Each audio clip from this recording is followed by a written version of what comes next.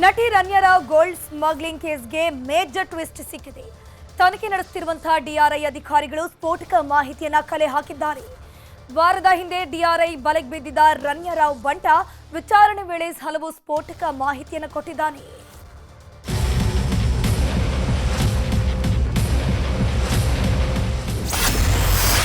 Gold smuggling ಕೇಸ್ನಲ್ಲಿ ಸ್ಫೋಟಕ twist. ಬಂಗಾರ ಮಾರಾಟ ಮಾಡಿದ ರಹಸ್ಯ ರಿವೀಲ್. ದುಬೈನಿಂದ ಕೆಜಿಗಟ್ಟಲೆ ಚಿನ್ನ ತಂದು ಡಿಆರ್ಐ ಕೈಯಲ್ಲಿ ಲಾಕ್ ಆಗಿರೋ ನಟಿ ರನ್ಯಾರಾವ್ ಬೇಲ್ ಸಿಗದೆ ಪರದಾಡ್ತಿದ್ದಾಳೆ. ಮತ್ತೊಂದು ಕಡೆ ಕೇಸ್ ಆಳಕ್ಕೆ ಇಳಿದಿರೋ ಡಿಆರ್ಐ ಇಂಚಿಂಚು ಜಾಲಾಡ್ತಿದೆ. ಅಧಿಕಾರಿಗಳಿಗೆ ಸಿಕ್ಕ ಡಿಜಿಟಲ್ ಸಾಕ್ಷಿಯಲ್ಲಿ ಗೋಲ್ಡ್ ಸ್ಮಗ್ಲಿಂಗ್ ರಹಸ್ಯವೊಂದು ಬಯಲಾಗಿದೆ.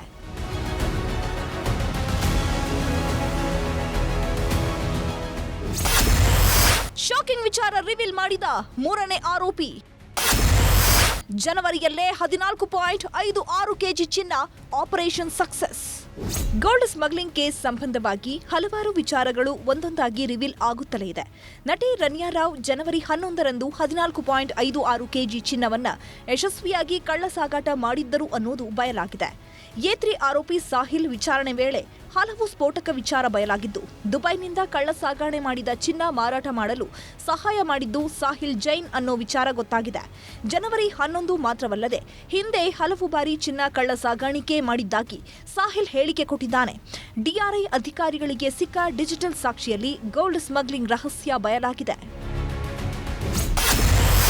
ಚಿನ್ನ ವಿಲೇವಾರಿ ಬಗ್ಗೆ ಮಾತುಕತೆ ನಡೆಸಿದ್ದು ಪತ್ತೆ.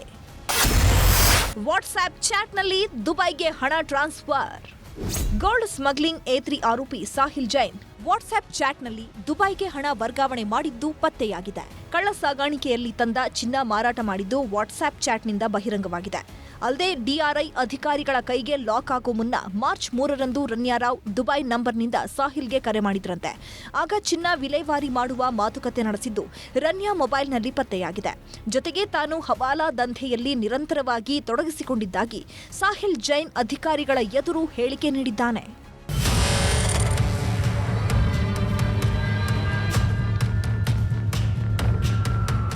ರನ್ಯಾರಾವ್ಗೆ ದುಬೈನಲ್ಲಿ ಚಿನ್ನ ಖರೀದಿಗೆ ಹವಾಲಾ ಮೂಲಕ ಹಣ ನೀಡಿದ್ದ ಅನುಮಾನಕ್ಕೆ ಪುರಾವೆ ಸಿಕ್ಕಂತಾಗಿದೆ. ಮತ್ತೊಂದು ಕಡೆ ಡಿಆರ್ಐನಿಂದ ಸಾಹಿಲ್ ವಿಚಾರಣೆ ಮುಂದುವರೆದಿದ್ದು, ಇನ್ನು ಯಾವ್ಯಾವ ರಹಸ್ಯ ಬಯಲಾಗುತ್ತೋ, ಸ್ಮಗ್ಲಿಂಗ್ ಕೇಸ್ ಯಾರ ಬುಡಕ್ಕೆ ಬರುತ್ತೋ ದೇವ್ರೇ ಬಲ್ಲ. Manjunatha Chandra, crime bureau, news 18, Bengaluru. Ugadi ಸಂಭ್ರಮದಲ್ಲಿ ಮುಳುಗೆದ್ದ ಜನರಿಗೆ ಸರ್ಕಾರ ನಾಳೆಯಿಂದ ಬರೆ ಹಾಕ್ತಿದೆ. ಹಾಲು ಮೊಸರು ಎಲ್ಲವೂ ದುಬಾರಿಯಾಗ್ತಿದೆ. ಕಸದ ಸಂಗ್ರಹಕ್ಕೂ ಕಾಸನ್ನ ಕಟ್ಟಬೇಕು. ಹೊಸ ಕಾರು ಖರೀದಿ ಮಾಡಿದ್ರೂ 50,000 ತೆರಿಗೆಯನ್ನ ಕಟ್ಟಬೇಕು. ಹೊಸ ಕಾರು ತಗೊಂಡು ಟೋಲ್ಗೆ ಹೋದ್ರೆ ಅಲ್ಲೂ ಹೆಚ್ಚುವರಿ ಹಣವನ್ನ ಕಟ್ಟಬೇಕು. ಯಾವುದೆಲ್ಲ ಬೆಲೆ ಏರಿಕೆ ಆಗಿದೆ ಅಂತ ತೋರಿಸ್ತೀವಿ ನೋಡಿ.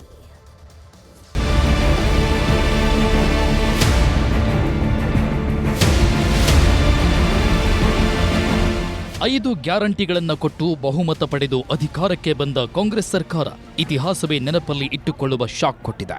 ನಾಳೆಯಿಂದ ರಾಜ್ಯದ ಜನರ ಜೇಬಿಗೆ 10 ಕಡೆ ಕತ್ತರಿ ಪ್ರಯೋಗ ಮಾಡಲು ಸಜ್ಜಾಗಿದೆ. ನಾಳೆಯಿಂದ ರಾಜ್ಯದ ಜನ ಬೆಲೆ ಏರಿಕೆ ಅನ್ನೋ ಗುಮ್ಮನನ್ನ ಬೆನ್ನಿಗೆ ಕಟ್ಟಿಕೊಂಡು ಓಡಾಡಬೇಕು. ಇಲ್ಲಿವರೆಗೂ ಇದ್ದಿದ್ದು ಒಂದು ಲೆಕ್ಕ, ನಾಳೆಯಿಂದ ಸಿದ್ದರಾಮಯ್ಯ ಸರ್ಕಾರದ್ದೇ ಹೊಸ ಲೆಕ್ಕ ಶುರುವಾಗ್ತಿದೆ. ಅಚ್ಚರಿ ಎಣಿಸಿದ್ರು ಇದೇ ಕಟು ಸತ್ಯ. ಇಷ್ಟು ದಿನ ತಿಂಗಳಿಗೊಂದು 2 ಬೆಲೆ ಏರಿಕೆ ಶಾಕ್ ಕೊಡ್ತಿದ್ರು. ಈಗ ಒಂದೇ ಸಲ ಸಾಲು ಸಾಲು ಬೆಲೆ ಏರಿಕೆ ಮಾಡಿ ಸರ್ಕಾರ ನಾಳೆಯಿಂದಲೇ ಜಾರಿಗೆ ಬರಲು ಅಧಿಕೃತ ಆದೇಶವನ್ನು ಮಾಡಿದೆ. ಹಾಗಿದ್ರೆ ನಾಳೆಯಿಂದ ಯಾವೆಲ್ಲ ವಸ್ತುಗಳ ಬೆಲೆ ಏರಿಕೆ ಆಗ್ತಿದೆ, ಹಿಂದೆ ಎಷ್ಟಿತ್ತು, ಈಗ ಎಷ್ಟಾಗ್ತಿದೆ ಅನ್ನೋ ಲೆಕ್ಕ ಕೊಡ್ತೀವಿ ನೋಡಿ. ನಂದಿನಿ ಹಾಲು ಬಳಸ್ತಿರುವ 2 ಕೋಟಿಗೂ ಹೆಚ್ಚು ಜನ ನಾಳೆಯಿಂದ ಪ್ರತಿ ಲೀಟರ್ ಹಾಲು ಮತ್ತು ಮೊಸರಿಗೆ 4 ರೂಪಾಯಿ ಹೆಚ್ಚು ಹಣ ಕೊಟ್ಟು ಖರೀದಿ ಮಾಡಬೇಕು. ಇನ್ನು ರಾಜ್ಯದ ಎಲ್ಲಾ ಗೃಹ ಬಳಕೆ ವಿದ್ಯುತ್ ಬಳಸೋರು ಯೂನಿಟ್ಗೆ 36 ಪೈಸೆ ಹೆಚ್ಚು ಹಣ ಕಟ್ಟಬೇಕು.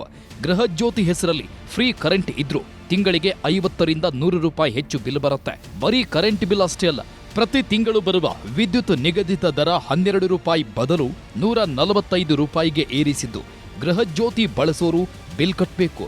ಇನ್ನು ಹೊಸ ಮನೆ ಕಟ್ಟೋರು ಈಗಾಗಲೇ ಮನೆ ಕಟ್ಟಿ ಮನೆಯಲ್ಲಿ ಲಿಫ್ಟ್ ಹಾಕಿಸಿಕೊಂಡಿದ್ರೆ, ಕಚೇರಿಗಳಲ್ಲಿ ಲಿಫ್ಟ್ಗಳಿದ್ರೂ ರಿನಿವಲ್ಗೆ ಅಂತ ಹೋದ್ರೆ ಹೆಚ್ಚುವರಿಯಾಗಿ ಮಿನಿಮಮ್ 1500 ರೂಪಾಯಿ ಪಾವತಿ ಮಾಡಬೇಕು. ಬೃಹತ್ ಕಟ್ಟಡಗಳು, ಕೈಗಾರಿಕೆಗಳು ಟ್ರಾನ್ಸ್ಫಾರ್ಮರ್ ಹಾಕಿಸಿದ್ರೆ ಅದನ್ನ ರಿನಿವಲ್ ಮಾಡಿಸೋಕೆ 1,000 ಬದಲು ಈಗ 3ರಿಂದ 8,000ವರೆಗೂ ಹಣ ಕಟ್ಟಬೇಕು. ಹೊಸ ಕಾರು ಹೊಸ ಬೈಕು ತೆಗೆದುಕೊಳ್ತೀನಿ ಅಂತ ಸರ್ಕಾರಕ್ಕೆ 1,000 ರೂಪಾಯಿ ಸೆಸ್ ಹೆಸರಲ್ಲಿ ಕಮಿಷನ್ ಕಟ್ಟಬೇಕು.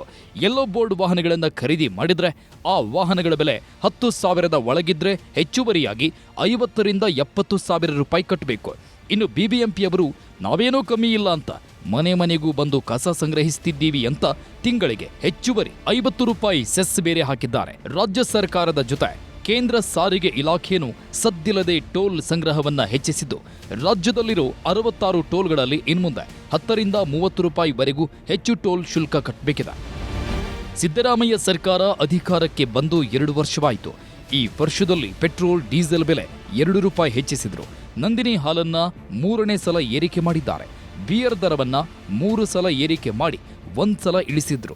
ಇನ್ನು ಮೆಟ್ರೋ ರೈಲಿನ ದರವು 45 ರಿಂದ 55ರಷ್ಟು ಏರಿಕೆ ಆಯಿತು. ಈಗ ಒಂದೇ ಸಲ ಜನರ ಜೇಬಿಗೆ ಕನ್ನ ಹಾಕಿದೆ.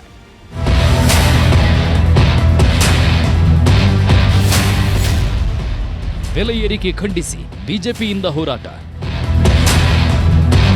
ರಾಜ್ಯದಲ್ಲಿ ಕಾಂಗ್ರೆಸ್ ಸರ್ಕಾರ ಸಾಲು ಸಾಲು ಬೆಲೆ ಏರಿಕೆ ಮಾಡ್ತಿದ್ರು ಒಂದ್ಸಲ ಅಬ್ಬರಿಸಿ ಬೊಬ್ಬೆ ಹಾಕಿ ಬಿಜೆಪಿಯವರು ಜೆಡಿಎಸ್ನವರು ಸುಮ್ಮನಾಗ್ತಿದ್ರು.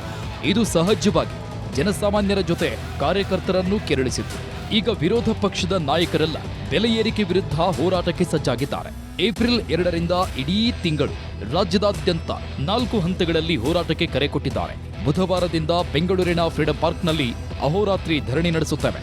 ನಮ್ಮ ಪಕ್ಷದ ಶಾಸಕರು, ಸಂಸದರು, ಪರಾಜಿತ ಅಭ್ಯರ್ಥಿಗಳು ಹಾಗೂ ಜಿಲ್ಲಾ ಘಟಕದ ಅಧ್ಯಕ್ಷರು ಅಹೋರಾತ್ರಿ ಧರಣಿಯಲ್ಲಿ ಭಾಗಿಯಾಗ್ತಾರೆ. ಏಪ್ರಿಲ್ 5ರಂದು ಎಲ್ಲ ಜಿಲ್ಲೆ, ತಾಲೂಕು ಕೇಂದ್ರಗಳಲ್ಲಿ ಧರಣಿ ಮಾಡುತ್ತೇವೆ ಅಂದ್ರು ಬಿಜೆಪಿ ರಾಜ್ಯಾಧ್ಯಕ್ಷ ವಿಜೇಂದ್ರ.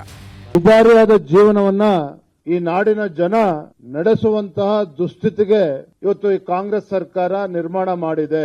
ಇಡೀ ದೇಶದಲ್ಲಿ ಅತ್ಯಂತ ದುಬಾರಿಯಾಗಿರ್ತಕ್ಕಂಥ ಜೀವನವನ್ನ ಬಹುಶಃ ನಾವು ಸೇವಿಸ್ತಕ್ಕಂಥ ಗಾಳಿಯನ್ನ ಒಂದು ಬಿಟ್ರೆ ಇನ್ನೆಲ್ಲದರ ಒಂದು ಬೆಲೆ ಏರಿಕೆಯನ್ನ ನಿರಂತರವಾಗಿ ಈ ರಾಜ್ಯ ಸರ್ಕಾರ, ಕಾಂಗ್ರೆಸ್ ಸರ್ಕಾರ ಮಾಡ್ಕೊಂಡು ಬರ್ತಾ ಇದೆ. ಏಪ್ರಿಲ್ 2ನೇ ತಾರೀಕು ಬೆಂಗಳೂರಿನ ಫ್ರೀಡಂ ಪಾರ್ಕ್ನಲ್ಲಿ ಬೆಳಗ್ಗೆ 11 ಗಂಟೆಗೆ ನಮ್ಮ ಅಹೋರಾತ್ರಿ ಧರಣಿ ಪ್ರಾರಂಭ ಆಗ್ತದೆ.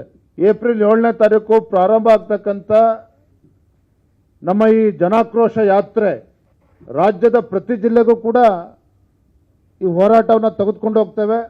ಜನಜಾಗೃತಿಯನ್ನು ಮೂಡಿಸ್ತಕ್ಕಂಥ ಕೆಲಸವನ್ನು ಮಾಡ್ತೇವೆ. ಬೆಲೆ ಏರಿಕೆ ವಿರುದ್ಧ ಸರ್ಕಾರದ ವಿರುದ್ಧ ಹೋರಾಟ ಮಾಡ್ತೀವಿ, ಜನಜಾಗೃತಿ ಕಾರ್ಯಕ್ರಮ ಹಮ್ಮಿಕೊಳ್ತೀವಿ ಅಂತ ಬಿಜೆಪಿ ರಾಜ್ಯಾಧ್ಯಕ್ಷರು ಹೇಳಿದ್ರು. ಆದರೆ ಪ್ರತಿಪಕ್ಷವಾಗಿ ಜನರನ್ನ ಎಚ್ಚರಿಸಬೇಕಾಗಿರುವ ಬಿಜೆಪಿಯಲ್ಲೇ ಒಗ್ಗಟ್ಟಿಲ್ಲ. ಇವತ್ತು ಬಿಜೆಪಿಯ ಸುದ್ದಿಗೋಷ್ಠಿಗೆ ವಿಪಕ್ಷ ನಾಯಕ ಶಾಡೋ ಮುಖ್ಯಮಂತ್ರಿ ಆರ್ ಅಶೋಕ್ ಅವರೇ ಗೈರಾಗಿದ್ರು. ಒಟ್ನಲ್ಲಿ ರಾಜ್ಯ ಕಾಂಗ್ರೆಸ್ ಸರ್ಕಾರ 2 ವರ್ಷದಲ್ಲಿ ದುಡಿಯೋ ಕೈಗಳಿಗೆ, ತೆರಿಗೆ ಕೊಟ್ಟೋರಿಗೆ ಕೊಟ್ಟಿದ್ದಕ್ಕಿಂತ ಜಾಸ್ತಿ ಕಿತ್ಕೊಳ್ತಿದ್ರೆ ಕಿವಿ ಹಿಂಡಬೇಕಾದ ಪ್ರತಿಪಕ್ಷದವರು ಒಗ್ಗಟ್ಟಿಲ್ಲದೆ ಹೋರಾಟಕ್ಕೆ ಮುಂದಾಗಿರೋದು ಈ ರಾಜ್ಯದ ದುರಂತ. Bureau report, news 18.